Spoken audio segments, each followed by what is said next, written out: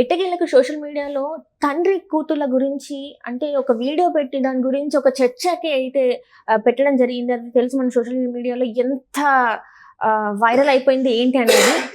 So దాని మీద అయితే చాలా మంది హీరోలు కూడా స్పందించడం జరిగింది. తెలంగాణ సీఎం రేవంత్ రెడ్డి గారిని కూడా ట్యాగ్ చేయడం జరిగింది. ఎట్టకేలకైతే ఈ రోజు ప్రణీత్ హనుమంతుని బెంగళూరులో హైదరాబాద్ పోలీసులు అయితే పట్టుకోవడం జరిగింది. సో తనకి ఎలాంటి శిక్షలు ఉంటాయి ఏంటి అనేది మనకి వివరించడానికి మనతో పాటు ఉన్నారు ప్రముఖ సీనియర్ జర్నలిస్ట్ జగదేవ్ గారు. నమస్కారం సార్. ఇప్పుడు చూస్తుంటే ప్రణీత్ హనుమంతు మనం చూసాం, ఆయన సోషల్ మీడియాలో ఒక వీడియో పెట్టి వాళ్ళు ఏదో దాన్ని రోస్ట్ చేస్తున్నారు లేకపోతే ట్రోల్ చేస్తున్నారు అన్నట్టుగా పెట్టేసి అసలు తండ్రి కూతురు గురించి మాట్లాడాల్సిన మాటలు అక్కడ ఎక్కడ కూడా మాట్లాడలేదు. ఏదో డార్క్ కామెడీ అని చెప్పేసి ఏదేదో వాళ్ళు మాట్లాడడం అయితే జరిగింది. కానీ అది వింటుంటే దాన్ని మన అసలు వినలేని పరిస్థితి. సో ఇప్పటికైతే తను దొరకడం జరిగింది బెంగళూరులో, హైదరాబాద్ పోలీసులకు అయితే దొరకడం జరిగింది. సో ఇప్పుడు మరి అతని మీద ఎలాంటి చర్యలు తీసుకోబోతున్నారు అసలు? పైగా ప్రణీత్ హనుమంతు ఆయన మంచి కుటుంబ నేపథ్యం, వాళ్ళ ఫాదర్ కూడా ఏదో ఐఏఎస్ ఆఫీసర్. మరి అంత హైర్ అఫీషియల్ ఐఏఎస్ ఆఫీసర్ అంటే చాలా మేధావి అయి ఉంటాడు కదా తండ్రి. ఆ జీన్స్ ఈయనకి ఉండుంటాయి. బట్ ఈ మేధావితనం ఎట్లా యూటిలైజ్ చేసుకోవడం అనేది కొంచెం ఆయన టైం బ్యాడో లేదా దురదృష్టకరమో తెలియదు. ఎందుకంటే ఇవాళ రేపు సోషల్ మీడియా కొత్త పుంతలు తొక్కుతుంది. గుడ్ ఆర్ బ్యాడ్ జనాల్లోకి వెళ్ళిపోవాలి, మన గురించి నలుగురు మాట్లాడేసుకోవాలి, డబ్బులు బాగా అల్టిమేట్గా డబ్బులే కదమ్మా.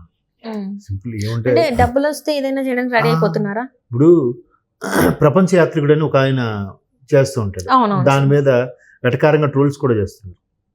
ఆయన ఏం చేశాడు? ఆయన సొంతగా ప్రపంచంలో ఉండే సుమారుగా 192 దేశాలు ఉన్నాయి నాకు తెలిసి.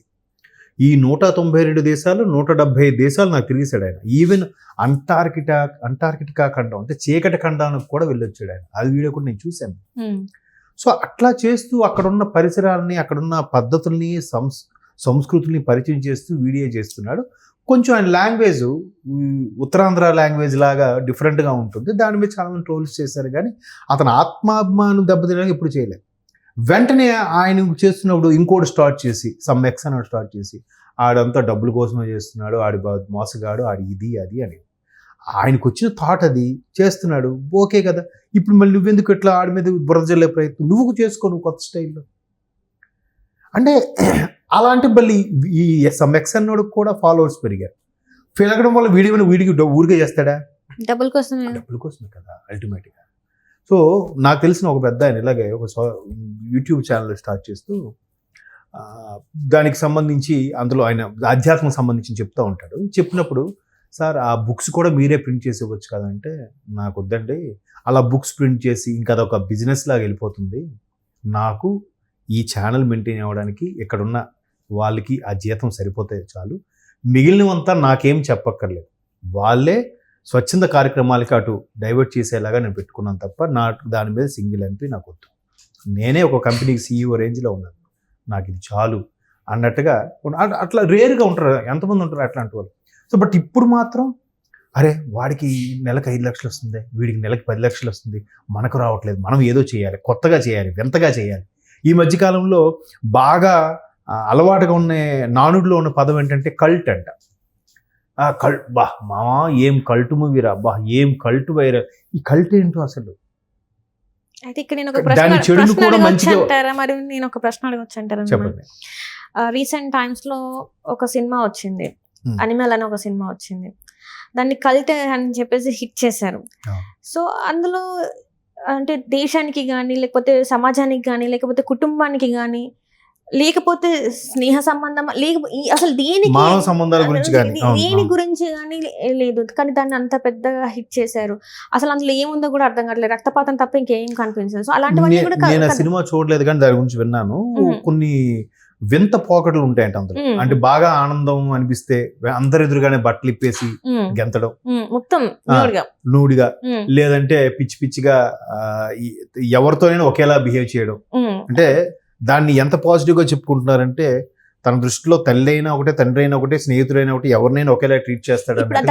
ఇప్పుడు ఈ వీడియో మీద పడి వీళ్ళు ఇలాంటివి చేశారని అనుకోవచ్చు కదా. ఆబ్వియస్లీ ఇప్పుడు ఆ సినిమా దర్శకుడు కూడా అడిగినా దర్శకుడు ఒక రేంజ్ లో పాజిటివ్ గా తనకు తానుగా చెప్పుకున్నాడు. అది మార్కెటింగ్ స్ట్రాటజీ అనుకోండి, అది వేరే విషయం. అంటే ఒక రకంగా చెప్తున్నాను కదా, ఓ ఎవరు ఆలోచించకుండా మనం మళ్ళీ ఆలోచించాము, మనం సూపర్ రా, మనం ఇలా పెడితే ఎలా ఉంటుంది. ఇప్పుడు వాళ్ళు కూడా అలానే ఆలోచించుకొని ఇలాంటిది ఒక అంటే ఇప్పుడు మన వరకు వచ్చి ఈ రోజు ఇలా డిస్కస్ చేసుకుంటున్నామంటే బాగా వైరల్ అవ్వబట్టేగా, అవునా? వైరల్ అయ్యి అందరూ చూడబట్టే కదా అది తెర మీదకి వచ్చింది. అది ఒక సాయిధరం తేజ్ లాంటివి రెస్పాన్సిబుల్ పర్సన్స్ ట్వీట్ చేసి ఎట్లా అసభ్యకరంగా చేయడము, దీన్ని కట్టడి చేయకపోతే ఎలా అని ప్రశ్నించడం, దాన్ని ముఖ్యమంత్రి రేవంత్ రెడ్డి గారు కానీ ఉప ముఖ్యమంత్రి భట్టి గారు కానీ వీళ్ళందరూ ఇమీడియట్గా రెస్పాండ్ అయ్యి అటువంటి వాళ్ళని ఉపేక్షించేది లేదు. ఇప్పటికే డ్రగ్స్, అమ్మాయిల మిస్సింగ్ మీద చాలా ఇదవుతున్నాం, ఇంకా సొసైటీని చెడిపోయే ఇలాంటి వీడియోలు కూడా వైరల్ అవ్వడం వల్ల ఇంకా ఇటువైపు ఎటు దారి తీస్తుందో చెప్పలేని పరిస్థితిని ఇమీడియట్గా యాక్షన్ తీసుకున్నారు. ఇప్పుడు ఆయన బెంగళూరు వెళ్ళి అక్కడి నుంచి పారిపోయే ప్రయత్నం చేస్తున్నట్టుగా పోలీసులు అనుమానాలు వ్యక్తం చేశారు. సో ఈ నేపథ్యంలో ఏం చేశారు, అక్కడికి వెళ్ళి అక్కడ మేజిస్ట్రేట్లు, కర్ణాటకలో మేజిస్ట్రేట్ ముందు సబ్మిట్ చేసి ట్రాన్సిట్ కింద మన ఆంధ్రప్రదేశ్ తీసుకొచ్చి లోపలేసే ప్రయత్నం చేస్తున్నారు. చెయ్యాలి, కఠినమైన ఏం లేదమ్మా, ఆ ఛానల్ బ్లాక్ చేయాలి. ఇదే కాదు, ఎట్లాంటి పిచ్చి పిచ్చి వింతగా ప్రయత్నిస్తామనుకున్న ఎవరికైనా సరే అటువంటి కఠినమైన చర్యలు తీసుకోవాలి. అంటే సోషల్ మీడియాలో అంటే ఇన్స్టా రీల్స్లో అట్లాంటివి కావచ్చు ఏదైనా కూడా, అందులో ఒక అబ్బాయిలే కాదు నేను అమ్మాయినైనా కూడా చాలా మంది అమ్మాయిలు కూడా చాలా వింత వింత అమ్మాయిలు ఎలా అంటారా, దానికి ఎగ్జాంపుల్ చెప్తా. ఒక బిగ్ బాస్ సీజన్కి ఒక అమ్మాయి కూడా వచ్చింది, అమ్మాయి పేరు అనవసరం. ఆ అమ్మాయి ఎట్లా ఫెమిలియర్ అయిందయ్యా అంటే ఇట్లాంటి బూత్ జోకులు, డబుల్ మీనింగ్ డైలాగులతోనే. ఏంద్రా నీది ఎట్లా ఉంది ఇట్లాంటి మాట్లాడుతుంది ఆమె. డబుల్ మీనింగ్లతో ఆమె నేమ్ ఫేమ్ అయ్యి అవి ఇప్పుడు సినిమాలో కూడా యాక్ట్ చేస్తుంది. అండ్ మోర్ ఓవర్ బిగ్ బాస్లో కూడా ఆమె యాక్ట్ చేసింది, బిగ్ బాస్లో కూడా ఆఫర్ వచ్చింది. ఇలాంటి వీడియోస్ చేయడం వల్ల అంటే ఇక్కడ మారాల్సింది ఎవరు, ప్రజలే. మళ్ళీ అల్టిమేట్గా అసలు అలాంటి వాళ్ళు ఎందుకు ఎంకరేజ్ చేస్తారు? మళ్ళీ వాళ్ళకి మిలియన్స్ ఆఫ్ వ్యూస్ వస్తున్నాయి వాళ్ళు. అంటే ఇక్కడ తప్పు మీరు ఎంతసేపు మీరు చెప్తూ ఉంటారు మారాలి మారాలి మారాలి, ప్రతిసారి చెప్తూ ఉంటారు. అది రాజకీయంగానే కావచ్చు, ఇట్లాంటి సోషల్ వాటి మీద కానీ మారాలి మారాలి అన్నప్పుడు చట్టంలో ఇట్లాంటి జరిగినప్పుడు ఎందుకు కఠినమైన చర్యలు తీసుకోవట్లేదు? ఎందుకు లాలో తప్పించుకున్నవి ఎక్కువ ఉన్నాయి కానీ శిక్షించడానికి చాలా తక్కువ ఉన్నాయి? ఎందుకంటే లాలో మొదటి నుంచి చెప్పేది ఏంటంటే ఎంత పెద్ద ఎదవైనా దుర్మార్గుడైనా తప్పించుకోవచ్చు కానీ ఒక మంచివాడికి శిక్ష పడకూడదు అనేది కాన్సెప్ట్. అందుకు వాళ్ళు ఛాన్సులు ఇస్తూనే ఉంటారు, బెయిల్ రూపంలోనో వాయిదాల రూపంలోనో ఇస్తూనే ఉంటారు న్యాయమూర్తులు. దాన్ని వీళ్ళు ఆసరాగా చేసుకొని మిస్లీడ్ చేస్తున్నారు. ప్రతిసారి ఇప్పుడు బెయిల్ ఇచ్చిన ప్రతిసారి ఏమవుతుందంటే ఇలాంటి వాళ్ళ మీద యాక్షన్స్ తీసుకున్నప్పుడు చిన్న ఎగ్జాంపుల్ వాళ్ళు అదే తప్పులు చేస్తున్నారు. అదే అంటున్నాను. ఇప్పుడు ఒక ఉద్యోగి లంచం తీసుకుని దొరికాడు, వాడిని ఏం చేస్తున్నారు, సస్పెన్షన్. తర్వాత వాడు డాక్టర్ సర్టిఫికేట్ సబ్మిట్ చేసో ఇంకేదో చేసో పెద్ద పెద్ద అధికారులకో రాజకీయ నాయకులకో మళ్ళీ వీడికి లంచం ఇచ్చి అయ్యా నేను దొరికిపోయాను చూడండి నన్ను మళ్ళీ పోస్టింగ్ ఇప్పించండి అని బతిమాలుకుంటాడు. ఈసారి 5,000 తీసుకున్నాడు, వాళ్ళు అరెస్ట్ లంచం తీసుకుని దొరికిపోయి మళ్ళీ వచ్చిన తర్వాత ఎలాగాడి ప్రమోషన్స్ అవన్నీ ఇబ్బంది ఉంటాయి ఉండదు కాబట్టి ఈసారి 10,000 పెంచుతున్నాడు. మొన్న ఇష్యూ అయిందబ్బా అరెస్ట్కి అని. ఇంకెక్కడ అంటే ఆడిని కాపాడుతున్నది ఎవరు? మనలో ఒక అధికారి. ఆడిని కాపాడుతున్నది ఎవరు? మనలో ఒక రాజకీయ నాయకుడు. ఆ రాజకీయ నాయకుడు ఎవడు? మళ్ళీ మనలాంటి అందరూ ఓటేసి గెలిపించిన రాజకీయ నాయకుడేగా. మరి ఇక్కడ మారాల్సింది ఎవరు? అటువంటి వాళ్ళు ఎందుకు ఎంకరేజ్ చేస్తున్నాం? సస్పెన్షన్ ఏంటి? అలాంటి ఒకసారి దొరికాడంటే ఆడు ఇంకా డిస్మిస్ అంతే. మరి ఇప్పుడు ఇతని మీద ఎలాంటి చర్యలు తీసుకోవాలి, ఎలాంటి యాక్షన్స్ తీసుకోవాలి? అదే చెప్తున్నాను కదా. ఇప్పుడు భరత్ నేను సినిమాలో వాడు ఒక చెప్తాడు, ఫుట్పాత్ నుంచి వెళ్ళిపోతున్నారా బైక్ మీద, అయితే 10,000 ఫైన్ అయ్యింది అంటే, సార్ అంతేస్తే ప్రజలు ఇబ్బంది పడతారు సార్, మనం తిట్టుకుంటారు సార్. వాడు వెళ్ళడం తప్పు కాదు, ఫైన్ పెంచితే తప్ప. అందులో ఒకటి దొరికిపోయి కూడా ఒక మనిషి ఏమంటాడు తెలుసా, మరి ఎట్లా వస్తే మాత్రం 10,000 వేస్తారా? ప్రాణమే పోతే అప్పుడు ప్రశ్నించడానికి నువ్వు ఉంటావా? అదే కూడా ఆలోచించడు. మరి టూ మచ్గా 1,000 రూపాయలు 10,000 చేస్తారా? నువ్వు ఎందుకు వెళ్ళాలి అట్లా? ఎందుకు అటు? నువ్వు కొంచెం ముందుగా బయలుదేరు, త్వరగా వెళ్ళు, సిగ్నల్ జంపు. ఎందుకు సిగ్నల్ జంప్ చేయాలి? ఒక్క 5 నిమిషాలు ముందు బయలుదేరితే అవుతుంది కదా. ఒకటి ఉంది కూడా ఏంటంటే గ్రీన్ పడితే ఏం చేస్తారంటే వెళ్తామని, మరి ఆరెంజ్ ఉంటే ఏంటంటే వెళ్తామని, రెడ్ పడితే ఏం చేస్తారంటే ఇంకా ఫాస్ట్గా వెళ్తామని. అసలు మరి ఏంటన్నట్టు అది. కాకపోతే అదే చెప్తున్నాను కదా, ఇట్లాంటి వాళ్ళు ఎందుకు వీడియోస్ చేస్తున్నారమ్మా? అట్లాంటి గొర్రెలు చాలా మంది మేధావులు సపోర్ట్ చేయబట్టి అలా వీడియోలు చేసి చెలరైపోతున్నారు. ఇప్పుడు కనీసం ఇప్పుడైనా గవర్నమెంట్ కానీ లాలో కానీ ఏదైనా సీరియస్ యాక్షన్ తీసుకుంటే నెక్స్ట్ ఎవరైనా చేయకుండా ఉండడానికి ఉంటది. లేకపోతే ఇతన్ని కూడా మళ్ళీ బయటకు వస్తే మరి కఠినమైన చట్టాలు చేయాలమ్మా, చేస్తేనే అవుతుంది. చేసినా కూడా మళ్ళీ అరే ఎంత దారుణంగా చేశారా అంటే మాలాంటి సామాన్యులు బతకడానికి వీలు లేదురా అంటాడు మళ్ళీ మనలో ఒకడే. వాళ్ళైన గవర్నమెంట్ ఏం చేయగలుగుతుంది, అధికారులనే మనం ఏం చేయగలుగుతారు, రాజకీయ నాయకులను ఏం చేయగలుగుతారు. ఒక రాజకీయ నాయకుడు వచ్చి ఫాస్ట్ గా బైక్ నడిపేవాడిని ఫస్ట్ వాళ్ళ పేరెంట్స్ ని బొక్కలో వేయండి అని అంటాడు రాజకీయ నాయకుడు.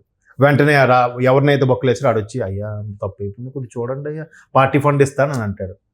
సరేనే వదిలేయండి అని అంటాడు. ఎవరి వైపు మాట్లాడాలి రాజకీయ నాయకుడైనా?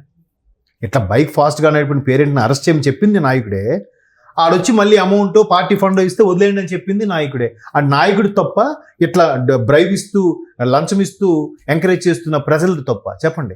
కొంతమంది వాళ్ళ పేరెంట్స్ ది తప్ప అంటున్నారు, కానీ తను పోస్ట్ పెట్టాడు మా పేరెంట్స్ మంచి వాళ్ళే కానీ నేనే ఒక చెడ్డ కొడుకుని అని చెప్పేసి తను పోస్ట్ చేశాడు.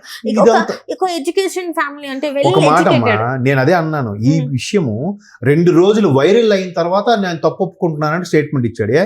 ముందు నీకు తెలీదా? పోనీ 1 డే తర్వాత నీకు తెలిసి ఉంటుంది కదా, అప్పుడే నువ్వు వెంటనే తీసేసి క్లోజ్ చేయొచ్చు కదా. 2 రోజులు అంటే వైరల్ అయింది, మన గురించి బాగా డిస్కషన్ అవ్వాలి, ఇది బాగా స్ప్రెడ్ అవ్వాలి, మనకి ఎన్ని వ్యూస్ రావాలి థాట్, అప్పుడు తర్వాత అమాయకంగా సారీ చెప్పినట్టు ఉంది.